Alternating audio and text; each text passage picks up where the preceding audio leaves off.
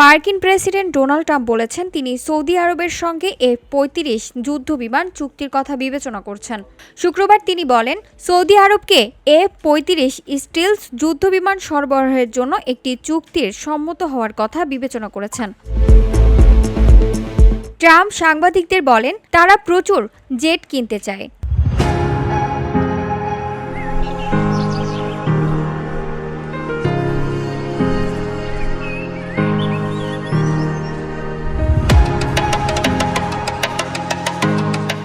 আমি বিষয়টি দেখছি।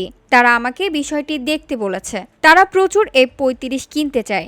বিদেশের মধ্যে নতুন করে F-35 যুদ্ধবিমান বিক্রির বিষয়টি এমন এক সময় সামনে এলো যখন ট্রাম্প আগামী সপ্তাহে হোয়াইট হাউসে সৌদি ক্রাউন প্রিন্স মোহাম্মদ বিন সালমানকে আতিথেয়তার পরিকল্পনা করেছেন।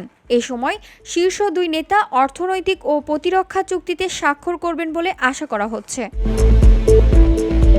দুজনের মধ্যে আলোচনার বিষয়ে জিজ্ঞাসা করা হলে ট্রাম্প সাংবাদিকদের বলেন, এটি সাক্ষাতের চেয়েও বেশি কিছু। আমরা সৌদি আরবকে সম্মান করি। VOD Bangla news desk.